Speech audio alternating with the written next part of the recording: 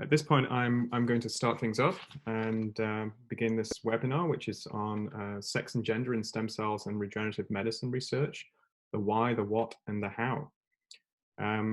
So before we get started, I'm just going to go through some logistics. So for those who haven't attended one of our webinars before, I want to make take a few minutes to go over the logistics of using Zoom webinars. First, let's take a look at your screen. So you have the presentation screen in the center where you will see the slides that we are sharing with you.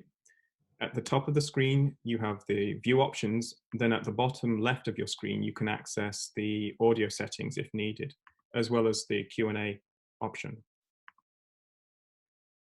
By clicking the view options at the bottom of at the top, you can zoom in and or out on the presentation, or you can exit out of full screen mode.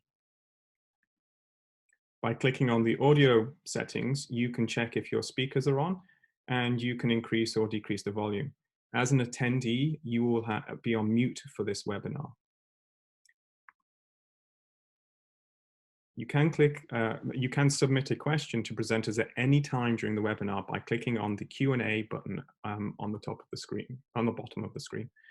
This will open a pop-up window where you can type your question. You can drag this window anywhere you want on your screen, type your question, and then hit send. You don't have to wait until the end of the webinar to ask questions. You can use this window to ask questions at any point during the webinar, and we will answer all questions at the end of the webinar. So the presenters for today's webinar are Dr. Cara Tannenbaum, Scientific Director at CIHR'S Institute of Gender and Health, Dr. Cindi Morshead, Professor in the Department of Surgery at the University of Toronto, and myself, Dr. John Draper, who's the Program Director of Research and Partnerships at the Stem Cell Network. Dr. Tannenbaum is a physician researcher at the University of Montreal, who specializes in pharmacogeriatric care for older adults and is an expert in gender-based analysis. Dr. Morshead's research areas and expertise are in adult neural stem cell biology and models of brain injury, including stroke and trauma. So with that, I will pass over to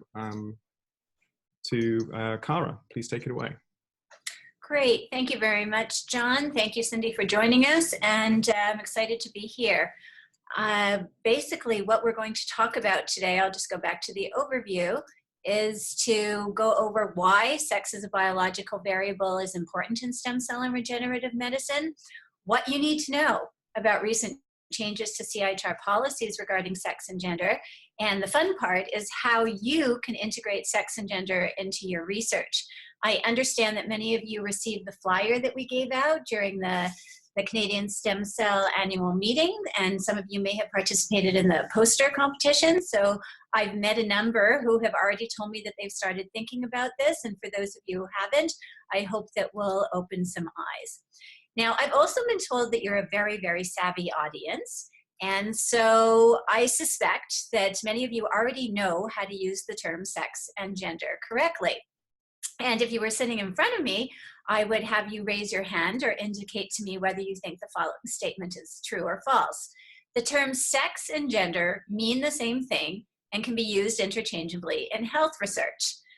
I don't know if we could take a poll, so I'll assume we can't, but the answer here is obviously false. Sex refers to biological differences between males and females, like genes, sex hormones, physiology, anatomy, and we'll discuss a little bit today, even immune responses. And gender is a more complicated concept. Gender really refers to separate, multidimensional psychosocial concepts. And the challenge with gender is that people tend to just say gender, but what they really should be saying, and I would invite you to correct them, is gender identity, or gender roles, or gender relations, or institutionalized gender. Because when we use the catchphrase, people sometimes lack the specificity of what's being referred to. And as an overview, to be clear, when we say gender identity, we're generally referring to how somebody self-identifies in terms of their self-identification as masculine, feminine, both or neither. And you've probably heard the term transgender. This is when the sex assigned at birth does not match people's self-identified gender. And so we would say the sex, if you were born, with XX, chromosomes, but you self-identify as more along the male spectrum, you might consider yourself a transgender individual. We talk about cisgender when the sex assigned at birth matches self-identification of gender identity. But again, this exists along a spectrum, and there's other terminologies such as gender non-conforming or non-binary. And you'll notice that I say absolutely nothing about sexual orientation here, which has nothing to do with gender. That's more sexual orientation if you self-identify as lesbian, gay, or bisexual. Gender roles generally refer to societal expectations. And this is where we get the stereotypes from. So, women should be more nurses, men should be more doctors. That's not true anymore, but gender is very sensitive to time, place, and culture. We also talk about gender roles in terms of caregiving, who's the breadwinner. Women are more nurturing, men are more assertive. These are stereotypes related to gender roles that sometimes come into play in research and real life, quite frankly. Gender relations are the interpersonal interactions that occur in the workplace and in the family. And we talk about institutionalized gender when we talk about society's perceptions of gender. And here, just as a quick example, I would say, front of magazines, women are expected to be skinny and I don't know what, but that would be really an institutionalized perception of gender. Many of these will have nothing to do with stem cell research, and we'll go over that, but I do think it was important to explain it to you. This is an infographic that we tend to use at the Institute of Gender and Health, and I'm happy to share these slides for any of you listening who do teaching or community practice or work with trainees. We're happy to share this with you. So on that note, I want everyone to raise their right hand. And, how do you know that I can't see you through your screens? But raise your right hand and repeat after me. I solemnly swear on the scientific method, go ahead and say on the scientific method, that I will never again, I did this at the NIH last week, they all did it by the way, refer to the gender of animals or cells or tissues, at least until, in this case, mice are able to communicate their preferred pronouns for their gender identity. So anyone who talks about gender differences in stem cell research would be using the term incorrectly, and in the future, I would expect you all to say sex differences if you notice something in your research, if you're working with cells, tissues, or animals. I'm sorry, I think I have a very glitchy control here. Anyway, my second assumption is that you probably have some idea why sex is important in stem cell and regenerative medicine research. And of course, the most obvious example is that transplantation outcomes, not only for stem cells, but I think you've heard about solid organ transplants, but they are affected by both donor and recipient sex. And here I'd give a shout out to a recent review paper that was published on that topic. Now, the recipient sex may be obvious to you. And some of you may or may not know that you need to, report the sex of the recipient of transplantation, and that human embryonic stem cell-derived pancreatic progenitor cells mature faster in female mice than male mice, for example. But what a lot of people often don't consider is that the donor sex is equally important. And this was a fascinating study that really piqued my interest, that showed that muscle stem cells taken from female mice regenerate new muscle much faster than those generated from male mice when transplanted into diseased muscle of mice of either sex. Now you could see where I'm going with this. It's very important, therefore, to report the sex of both the donor and the recipient when doing transplantation research. You may also have seen some of the research that's coming out in the immunology field. And this was a study by Jeff Mogul's group and Mike Salter's group at the University of McGill and Toronto, respectively, where they found that pain in mice models of hypersensitivity pain syndromes is mediated differently by different immune cells.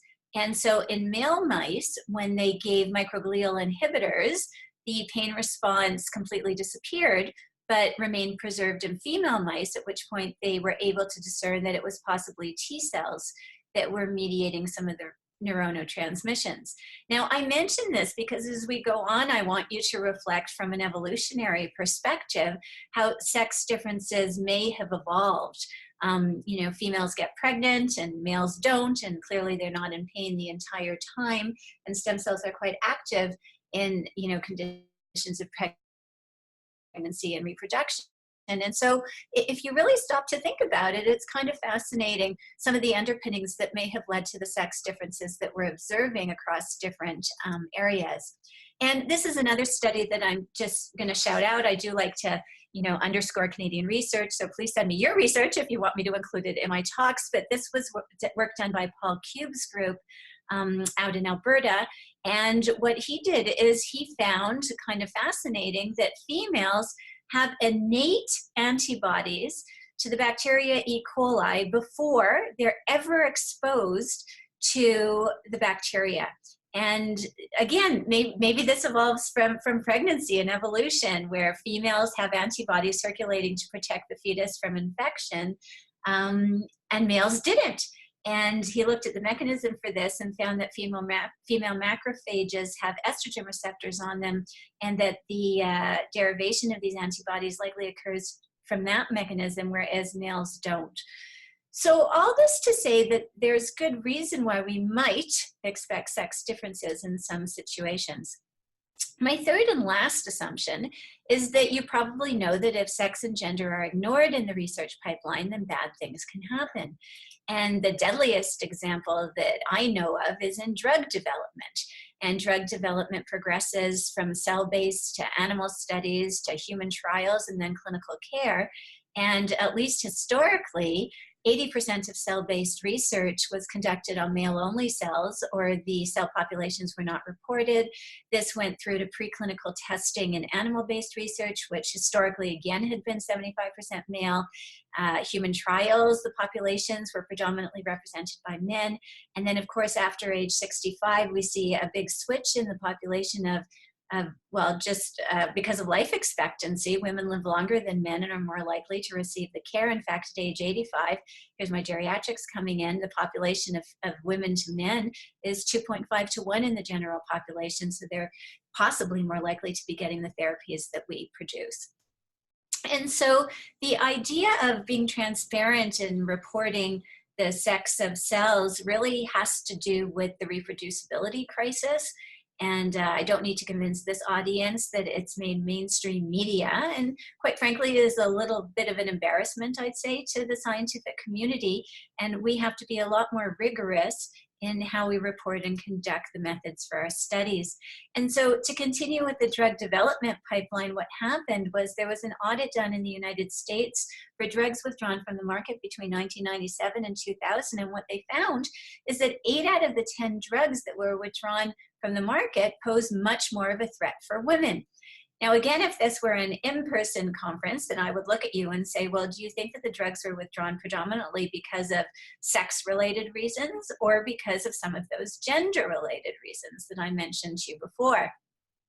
And most people say, oh no, it must obviously be because of sex, because of the way the drugs were developed. And this is just an example of how both sex and gender can play a role. 2 of the drugs were Seldane, which was an allergy medication, and Propulsid, which was an anti-nausea and gastric motility medication. And it turns out that they affect the QT interval in heart polarization and electrical conductance systems. And men who took these medications went on to continue to have a healthy normal heart rate.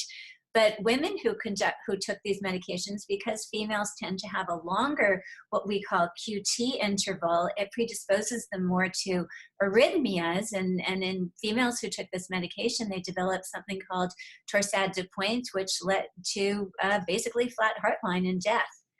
And so that's because the medication, from a sex-related perspective, was not developed and tested in female physiology. But what was kind of fascinating is that another medication that was withdrawn from the market was the appetite suppressant, the fen-phen drugs, for those of you who remember. And they did actually test this medication in males and females and found that there was a rare risk of valvular heart disease in both males and females, and the risk was equal. But how many men do you think took this medication? It turns out that it was mostly women, of course, who were taking the appetite suppressant for reasons of institutionalized or societal expectations of gender. that I talked to you about previously. So they were the ones who were being more affected, and these drugs were withdrawn from the market. And so I also mention this because there's been a move, and certainly CIHR has signature initiatives on personalized healthcare, or what some of you know as precision medicine. And recently there have been warnings and doses changes for medications that are on the market. This is Ambien, it's a common sleeping pill. And as you can see, there was a warning by Health Canada that women should only be taking half the dose because it stays longer in their blood and causes them to be more drowsy and increases the risk of car accidents when they drive cars the next day. And so even sex-specific dosing is becoming a reality. But you know all this, and of course with knowledge comes power, and with great power comes great responsibility. I'm still waiting for someone to tell me whether it was really Spider-Man or Voltaire who was the first to say this, but my point is that the responsibility to incorporate scientific breakthroughs about sex into your own research programs then becomes heightened when you think of some of the possible harms that may occur, or the problems with reproducibility that may occur, or just the lack of potential for discovery that may occur if we don't do this. And so let's talk about sex in stem cell research and how it may be directly applicable to the work that you're doing. And first, of course, is the sex chromosomes. Now, until recently, only about a third of genome-wide association studies included the sex chromosomes. And you might say, well, why? And the answer, again, not one that I think we're proud of, is that the X chromosome is a lot bigger. Or, sometimes say the Y chromosome is a little smaller, sorry guys, than the X chromosome. And the X chromosome has 1,669 genes, interestingly 800 protein coding genes.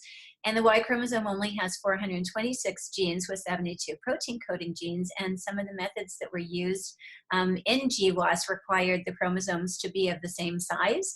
And so they just weren't able to handle the chromosomes at that time. Now things have improved since then, and we have new methods and ways of discerning this, but a lot of the knowledge that we have today, if it was published before 2013, it probably did not look at the influence of sex chromosomes. And what's interesting is some papers, this one came out in Nature about 2 or 3 years ago now, but a growing body of literature now shows that the sexual identity of stem cells has important functional implications. And this was a study actually in the Drosophila fruit fly, and it looked at the intestinal stem cells, and depending on whether this intestinal stem cells were XX or XY, there were significant differences in organ size, with females having much bigger intestine, reproductive plasticity, again an advantage for females, and response to genetically induced tumors. And you might say then, well, okay, but what about in humans? And some of these findings, or parallel findings, have been replicated in human pluripotent stem cells. This was a paper that was reported in Cell, where they showed that the presence of the Y chromosome, and specifically the SRI gene, that's the sex-determining region on the Y chromosome, is responsible for driving sex-specific differences in the growth and differentiation of pluripotent stem cells. And this was actually a pretty fascinating study where they they took the SRY gene and they inserted it into female cells, and found that then the female cells acted like the Y cells just because of the SRY gene. So that's kind of interesting. And going on, they found that more than 200 autosomal genes ended up being expressed differently in male and female embryonic stem cells, only about a third of which were due to the influence of the SRY gene on the Y chromosome. So more interesting things to talk about. This paper came out this year in Cell, and it really looked at the status of inactivation of the X chromosome in human pluripotent stem cells. And what they found is that although I don't have to tell you this, but although we tend to use induced pluripotent stem cells in lieu of embryonic stem cells, it's important to recognize some of those limitations, because we thought and know that, and I'll speak to this in the next slide, but while the majority of iPSC lines maintain an inactive X chromosome, ESC lines tend to silence the expression of cyst, which keeps the second X chromosome in females silent and upregulate distal chromosomal regions. And based on what I just told you, one wonders if that could have functional consequences when we try to extrapolate and interpret findings when using iPSC cells. And so, you know, it made me reflect on this paper that I'm sharing with you because of the tendency of HIPSC cells to show sex-specific differences in their epigenetic stability. And loss of this cyst, remember, that's X inactivation specific transcript expression in female HIPSCs, happens to be correlated, they found in this paper, with upregulation of X-linked oncogenes, accelerated growth rates in vitro, and poor differentiation in vivo. And what some people are now suggesting is, therefore, X inactivation markers may be used to separate HIPSC lines into distinct epigenetic classes that are phenotypically distinct and may be used for biomarker purposes when studying stem cells and cancer research. And so that's just, believe it or not, on the sex chromosomes. A lot of people, especially when they attend these, before they attend these talks, think that, oh, sex differences are only important when the sex hormones come into play. And so that's why I really focused on the sex chromosomes first. Now, a lot of you probably know, but some people don't, that never mind the sex hormones in the you know, physiologic milieu, there's actually sex hormones in many culture media. And unless charcoal or resin stripped, FBS or equivalent animal-derived serum will contain steroid peptide and thyroid hormones. Why is that important? Because generally the serum is derived from pool batches of both male and female fetuses, and so the levels of estrogen and testosterone may vary because you know, sexual differentiation occurs probably after 4 to 5 weeks, and then sex hormones are produced depending on which gonads the fetuses have. So how will this affect your experiments, especially if you're culturing stem cells in serum that may not be identical from one batch to the other?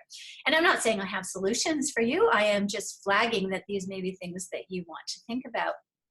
And we know, of course, that estrogen increases hematopoietic stem cell self-renewal in females and during pregnancy.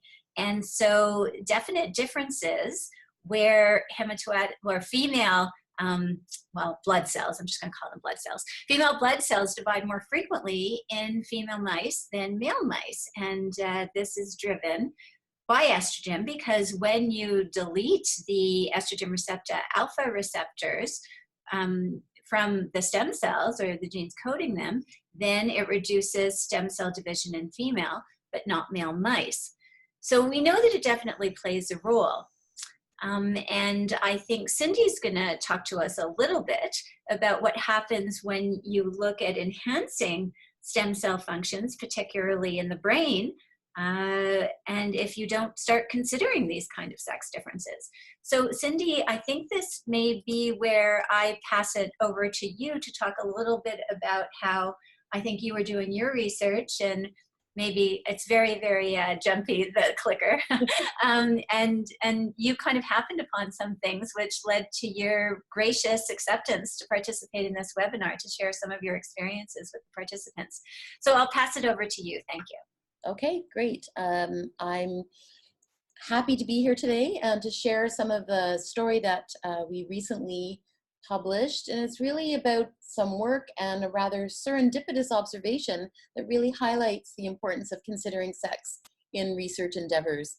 So I'll just start off with this very basic, knowing that everyone already knows what I'm about to say, that stem cells in the brain are the building blocks of the nervous system, and they continue to be present not only during development but into the adult brain, and they contribute to ongoing neurogenesis. It underlies learning and memory. And what's important for me to highlight here is that these rare cells are not dispersed throughout the brain, but instead they're found in these very specific niches or microenvironments.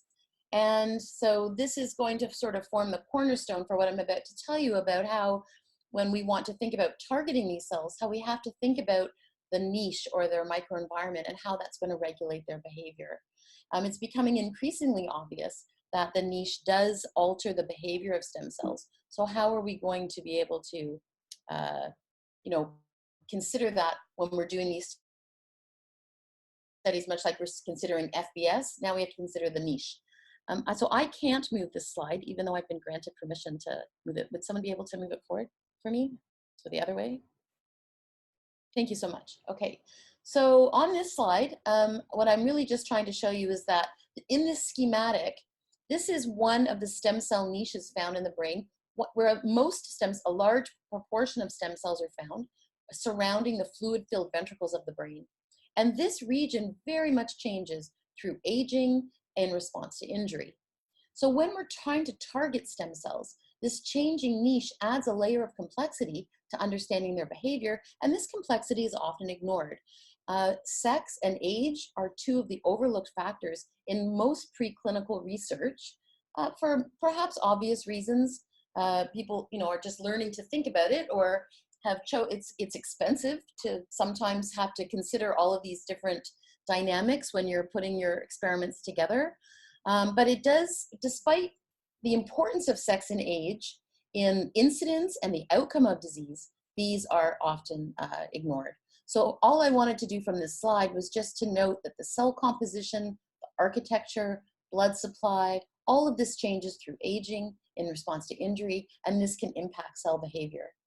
So on the next slide, just outlining the goal of the work that we do in our lab is really to try to harness the potential of those endogenous stem cells and get them to promote neural repair. So we're asking a lot of these cells. They're found in a very specific niche. We have to get them to migrate, to expand in number because they're rare, to turn into the right cell, but they have all of these properties inherent to them. So could we actually, the question in our lab is, can we use biologics or drugs or novel therapeutics to actually enhance neural repair following injury? So on the next slide, I'm just showing that we decided to look at the potential of a drug, metformin, and this is where the story really begins. So we based our idea of trying to use a biologic, in this case the drug metformin, based on some work that Jing Wang did when she was a postdoctoral fellow in Dr. Frida Miller's group at the Hospital for Sick Children in Toronto. And what their work showed was that this commonly used type 2 diabetes drug, metformin, literally used by millions of people, known to reduce blood glucose levels, also has activity in the brain, and it affects neural stem cells by acting on the stem cells to promote more neurogenesis and more gliogenesis from the cells. So based on this idea, we thought, could this drug, I'm going to go to the next slide, please, could this drug be used to promote brain repair in a model of injury? We're going to replace lost cells by giving metformin to activate these endogenous stem cells. We asked originally if metformin could activate the cells in a model of neonatal stroke. So in early postnatal animals, this model of stroke to the brain results in both motor deficits as well as cognitive deficits. And so first, the motor deficits we looked at. We took an animal, we gave it a stroke, we then administered metformin, and I can tell you that just 1 week of metformin treatment was able to promote functional recovery in a number of motor tasks. This was a really exciting finding. So we had a biologic, was safe to use, already FDA approved, that could promote recovery following a stroke injury. So then a new graduate student in the lab, Rebecca, and I'm going to go to the next slide, she came in and said, I wonder if metformin, given that it can have these positive effects on motor recovery, could it also promote cognitive recovery? So again, this model that we were using resulted in both motor and cognitive deficits, but the cognitive deficits take a longer time to show up. So in a really young mouse, it's really hard to look at cognitive impairments, but certainly by the time these animals were adults, you could clearly see deficits in learning and memory in these young mice. So what Rebecca did was she started giving metformin, and on the next slide, she asked, can I'm going to administer metformin, not just for a week. I'm going to hit it with a hammer. I'm going to give it for a really long time, all the way out into adulthood. And I'm going to ask, using a number of behavioral tasks, if I can reverse those learning and memory impairments. So I'm just showing you here a few of the different tasks that she used. She ran a battery of tests. And when she completed the study, her first outcome was metformin had no effect. Mice did not do better on these cognitive tasks with metformin treatment. So then she took it one step further and she separated the sexes. And she looked at the different responses of males and females that were used in this battery of tests. And what she found on the next slide was that, in fact, females did recover their cognitive function, but not males. So in the same model of recovery, where we saw motor recovery early on, we were only able to get cognitive recovery in females, but not males. So she then asked, what's the cellular basis for this difference? And on the next slide, this is a summary of the work that she did for her PhD. So with the presumption that stem cell activation was underlying this improved behavior, Rebecca went back and said, what is metformin doing differentially to male and female cells?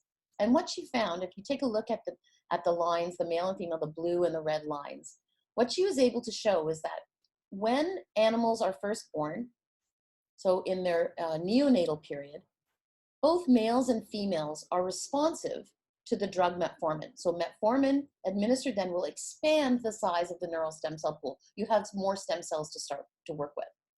Then you can see in the prepubescent or juvenile phase, both males and females are no longer responsive. They just don't respond. The stem cell pool does not respond to metformin treatment. However, females reestablish their responsiveness. So in only females and not males. Males never become, male-derived stem cells do not become responsive to the drug, but the female ones will start to expand again in number in the presence of metformin. So she was able to correlate the recovery seen in females with an expansion in the size of the stem cell pool.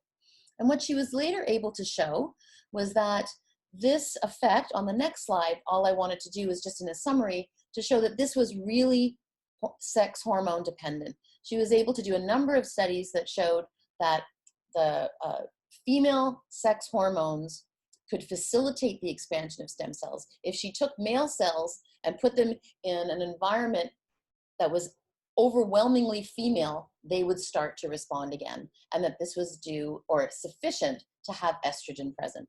So sex hormones were playing a large role in changing the niche in females and not males and making them responsive. So really, it was a serendipitous observation insofar as we would have concluded, if we did not separate out the sexes, we would have concluded that metformin was not able to promote recovery. But in fact, when we did this, when she did divide them up, you can see the importance that sex played in us showing that, you know, there is this differential response of the stem cells in their niche and how this can be important for neural repair. So that was really all I wanted to point out. And now going to the next slide. There you go. Okay, well, thank you very much, Cindi, for that. So I'm going to give a little bit of an introduction to what's new at Stem Cell Network and CIHR regarding sex and gender. So I'm sure most of you are aware of the Stem Cell Network, and I'm just going to give you a little bit of overview of what we stand for and what we do. So the Stem Cell Network is a national not-for-profit corporation that's dedicated to enabling the translation of stem cell research into clinical applications, commercial products, and public policy. Stem Cell Network's vision is to capitalize on Canada's competitive advantage in stem cell research for the benefit of Canadians. And fulfilling this vision is really only possible if the outputs from the research we fund is applicable to all Canadians.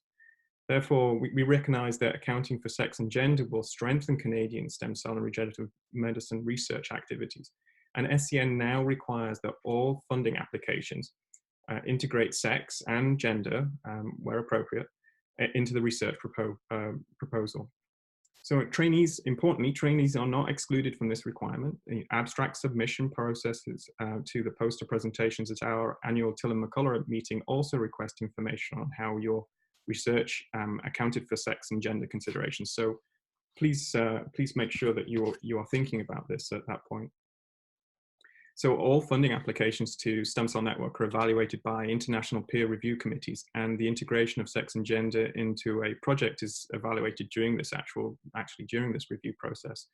And luckily, this webinar has provided you with a wealth of useful information that will assist you to incorporate these considerations into your future applications or abstract submissions. So as you've heard during this webinar, accounting for sex in your research has the potential to reveal interesting and impactful biological discoveries.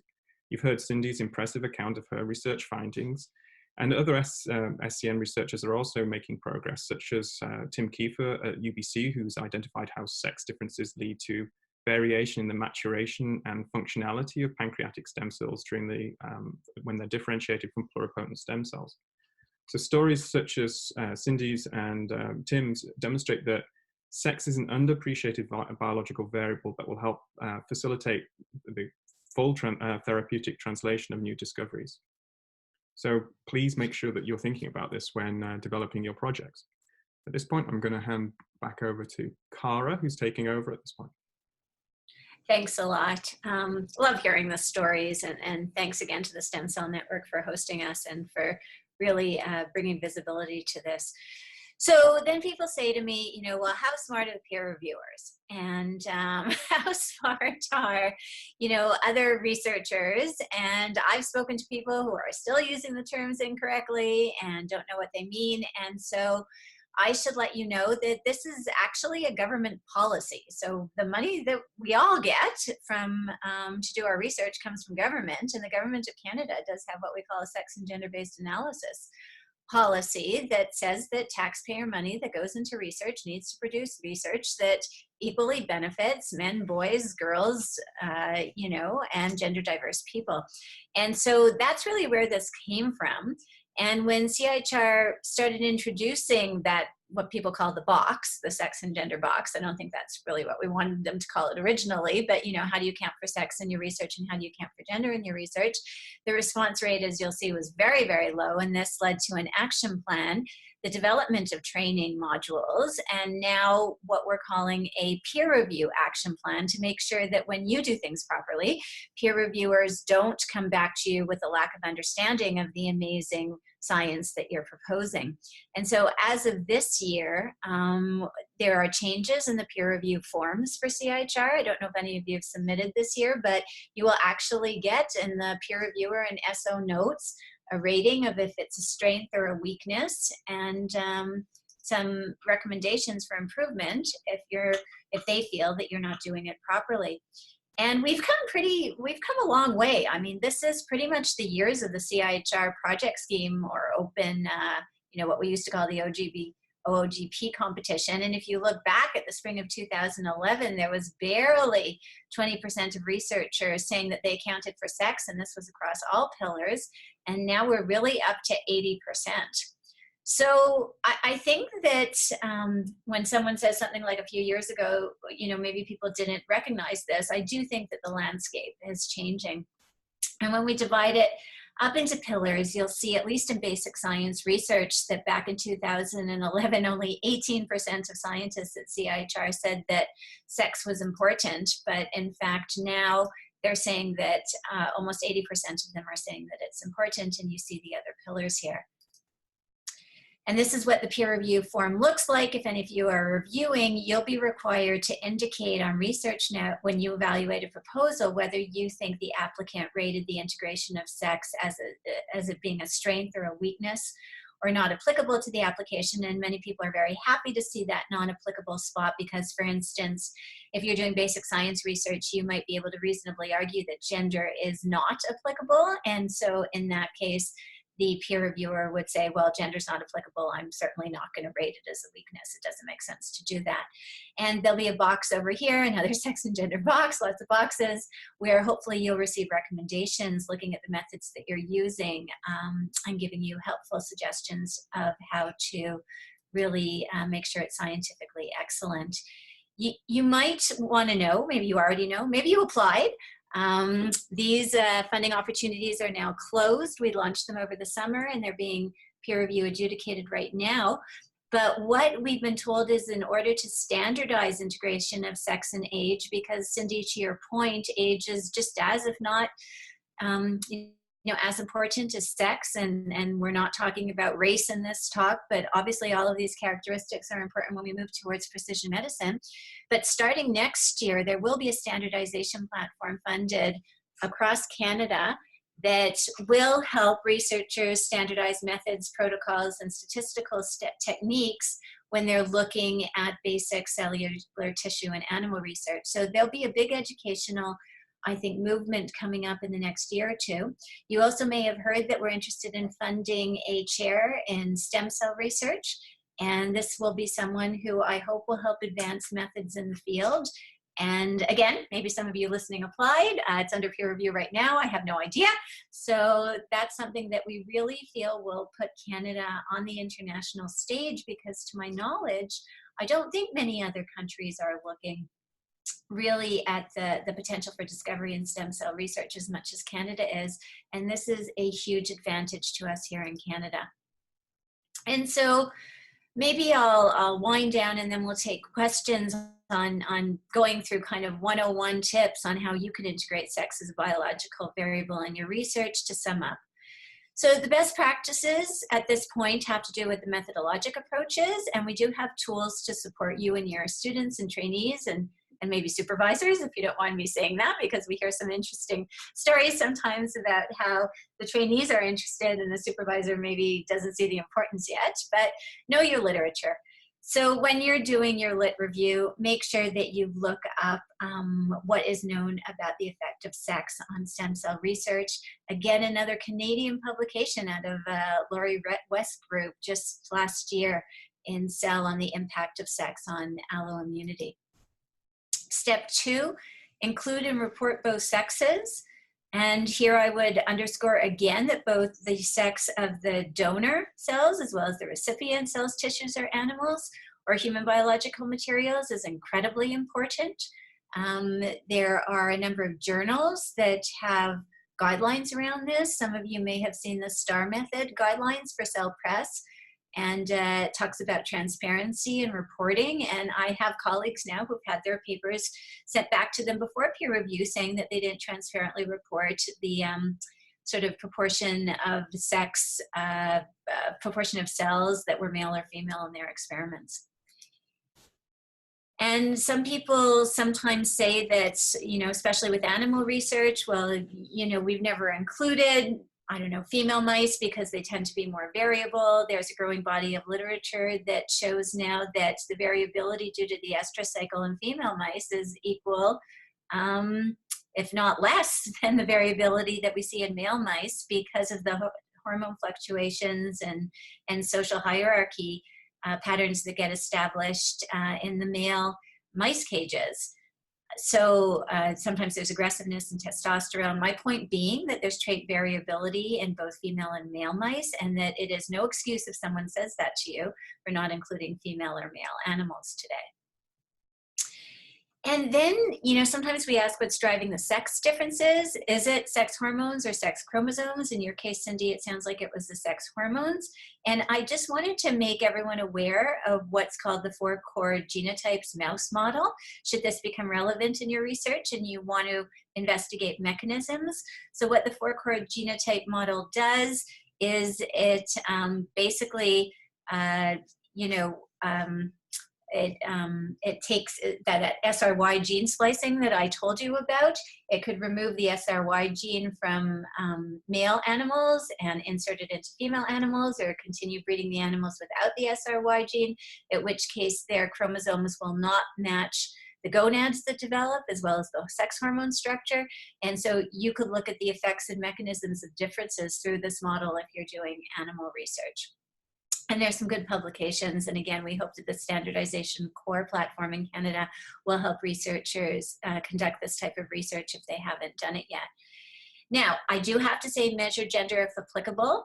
I will come right out and say that it is difficult to think of situations where gender may be applicable in stem cell research. There were 2 situations that I did think of, and maybe you could help me and teach me when it would be more applicable. But certainly when using tissues from transgender individuals, these are individuals who were born, like I said, with one sex assigned at birth, but maybe be taking gender-affirming therapies, so exogenous hormone replacement, and that might affect the hormonal milieu of cells. Or in cases of propensity for organ donation. So if any of you are doing solid organ transplants or transplantation in general, we know that women give more organs and men receive more organ transplantation. So that's definitely a gender-related component there.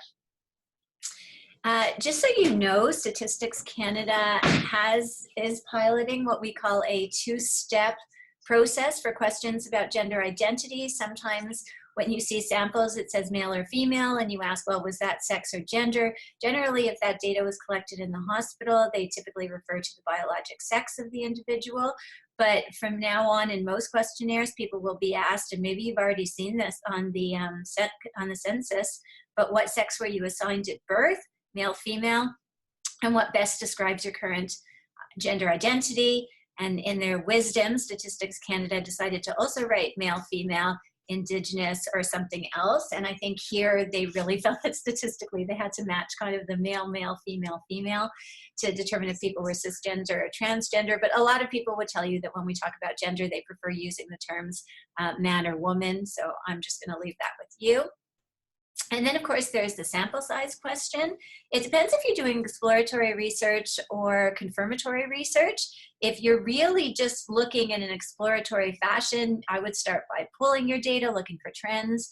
If you find a sex difference like Cindi did, then you want to make sure that you're statistically powered to allow for proper subgroup analyses and statistical conclusions. Sorry. Everyone, of course, says, if I include female animals, do I need to double my sample size, and won't that cost the IHR more money? Well, to my knowledge, no researcher's protocol has ever been refused because they said they wanted to include both sexes because there's an a priori biologically plausible hypothesis why we may see differences. So let's let the peer reviewers worry about the science first, and then we'll figure out the money afterwards. All this to say that there are more statistically efficient designs. And so people are talking about factorial designs, for instance, if they're looking at animal research and they want to study 2 factors, namely sex and possibly another factor of interest when they're doing their studies. And please stratify all results or you risk missing important differences when you pull the data. It may, I mean, I'm thinking, Cindi, of your study, and if there was 0 response in one group and a strong response in the other, if you had left your data pooled, then it just would have looked like there was a medium response in all the animals in your experiment, and that really would have taken away and detracted from the truth of the observation. Mm-hmm. And when we do human statistics, we always say you can't control for women. It's a bit of an inside joke because in human research, we tend to adjust or control for sex in the analyses. I don't know how many of you use multivariable models in your research, but I'll just share that so you could tell your epi friends that they should not be controlling for women in their experiments. And then depending on whether you see a difference, please, please, please don't stop there. Observations are interesting, but like Cindi did, can you please go discover what the mechanism is that's driving the difference? And then sometimes, you know, remember that you know, the experiment I showed you about pain. Well, both female and male animals experience pain. So, you know, they had the same phenotype, but it turns out there was a completely different mechanism, completely different immune cells that were driving that phenotype that could be really interesting in terms of future therapeutic interventions. Whoa, sorry about that. So that's really it. For those of you who haven't taken the training modules yet, I would encourage you to do them. Obviously, the first one, sex and gender in biomedical research, is probably going to be most relevant. But if you teach courses, if you're active in your departments at the university, I think that the more people doing these training modules, the more we will be able to elevate the discussions that we're having. When you're at conferences, if people aren't explicit about the sex of the donor and recipient cells, please ask them questions so that you can learn the truth about whether there's differences and how it might relate to your research. This is a certificate. It's from Steve Robbins, actually, the scientific director of the Institute of Cancer Research, who let me share it. And these certificates, keep them because they're often required for many funding opportunities from CIHR now, and you're required to upload your certificate. This is our resource page. Many of the infographics and tools that I showed are available on this page on the CIHR website. We have a YouTube channel. We actually have a 4-minute video that peer reviewers are watching, which lists the criteria for how to rate sex or gender as a strength, a weakness, or not applicable to the application. So if you want to know what peer reviewers are being told, then you might want to watch the YouTube video. And we do have a trainee network. I don't know, I mean, there probably is a chapter at your university, so if you're a trainee or you have trainees, either contact Cara here or find out so that we could continue the conversation. I'll stop there and we'll take questions. Thank you very much. John, should I pass it back to you for questions or? Sure. Yes, that would be good. So I'm looking at questions and we have one. Can you see the questions as well, Cara? Oh, yeah. Okay. So I could read the question. Do you usually say who asked the question, or should I just read the question? I think you can, if you wish. Okay. So this is a question from Mark Ungren, who says, how standardized are sex and gender terminology with international partner agencies? And are we ensuring that the terms are used correctly in joint grant competitions? And the reason he asks is because he put in an application to a major European Union competition a couple of years ago. Well, definitely a couple of years ago, they were not looking at this, but Mark goes on to say that he discussed the anticipated impacts of sex and gender EU, and in the end, he was criticized by a reviewer who considered the word gender to mean sex and thought that basically Mark didn't know what he was talking about. So Mark, I think I addressed that a little bit in my talk. Interesting that you would ask. I just flew home from Brussels yesterday. CIHR and myself representing CIHR was asked to advise on the new policies for the Horizon Europe program, which will be coming out in 2020 for the European Commission. And, you know, it's really funny. I was actually at the NIH last week, and the funding agencies are trying to harmonize their policy. Essentially what's happening is the NIH has a policy that's called sex as a biological variable, and they really only use the word sex. The European Commission's policy is called their gender dimension policy, and they use the word gender to refer to both sex and gender. Here in Canada, we have a sex and gender-based analysis policy, and we're the only ones who use the word sex and gender in our policies. Now, the Institute of Medicine and journals and you know, the European Association of Science Editors are being very clear that sex and gender are not the same thing. But for researchers who perhaps are more senior and aren't used to using this terminology, then it's possible that some reviewers will misunderstand. Just to let you know, at least here in Canada, we are doing some training for the peer review committees to make sure that applicants are not penalized. My best advice to you is to be very clear that when you write sex, at least in the little box, you know, you could write biological factors or something. You shouldn't have a problem at CIHR, but you may want to be explicit. There's the joint CHIRP program with NSERC that some of you participate in, and NSERC actually made their peer reviewers take the CIHR modules and are thinking of making their own training modules just because discipline-specific terminology is different. But we're getting there, and I'm sorry you had that experience a few years ago. Hopefully in the future, others won't be as frustrated as you probably were. There's another question here from Brooke Belanger. Are the modules free? Are the training modules available for trainees? Yes, the modules are completely free. All you have to do is go and register and put your name. And the reason you have to put your name is so that you could get your certificate in the end. You may need to create a password or a PIN or something like that, or use your ResearchNet PIN, but they're completely free. We're hoping that more and more universities are going to be offering them. We do have a number of researchers who make them required as part of research projects for their students, and spread the word. People love them. We've had some thousands and thousands of individuals who've completed them from around the world. They're being translated into different languages by different funding institutions. And we even have a paper published showing that there's a pre-test and a post-test. Heads up, to get your certificate, you actually have to pass the post-test.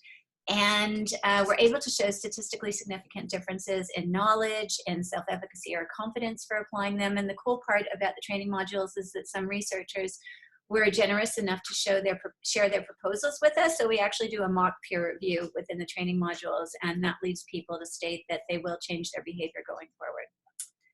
So I think that's the answer to that question. I see we're nearing the end of our time. Is there anyone else who has any other questions? John or Cindi, I don't know if you want to jump in. We have one more. How should intersex be considered in sex and gender-based analysis in stem cells? That's a really good question. So intersex conditions are defined differently depending on which paper and authority that you read. Normally, for the purposes of stem cell research, I would say that intersex conditions are probably those where there's either nonconformity of the sex chromosome. So instead of an XXXY, you might have XYY. But also there could be mutations or differences in genes that express the receptors, for instance, for sex hormones. So here I'm thinking of partial, androgen deficiency syndromes where we don't express an androgen receptor, and so there's high levels of circulating testosterone that don't get into the cell. And obviously, if this occurs during sexual differentiation, then human individuals who are, XX or XY won't have a matching gonad development. So how would you account for that? I think probably the best thing is karyotyping of the cells.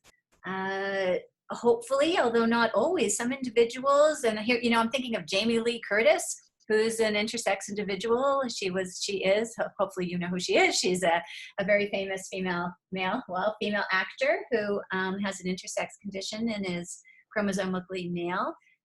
Hopefully that would be expressed, I think, in the donation samples if you were using human biological samples from her, but it certainly never hurts to stain or karyotype or, to find out exactly what the sex of your cells were. But if you know where the cell lines are coming from and there's no question of it coming from a human intersex individual, then I don't think that it's probably very important. If you do find, or not very important, but very common, very frequent, if you do find that you're using intersex cells, then my advice is to absolutely report, even if you only have one cell in the sample, then report it separately so that meta-analyses can be conducted and pooled for individuals who do live with these conditions, and we know to be able to provide the best possible health information for them in instances where they might need medical care. So that was kind of a quick answer. Hopefully that is helpful. Are there any other questions? Those are really hard questions. Those are good questions, guys. Thanks. Okay, if we have no more questions, then we'll draw the webinar to a close, and we'll thank. I'd like to thank both Cara and Cindi for their fantastic contributions to this webinar, and I hope that you've all found this useful and that you will apply the insights that you've got from this into your research as soon as possible. Okay, thank you very much, everybody. Bye-bye. Bye-bye. Bye.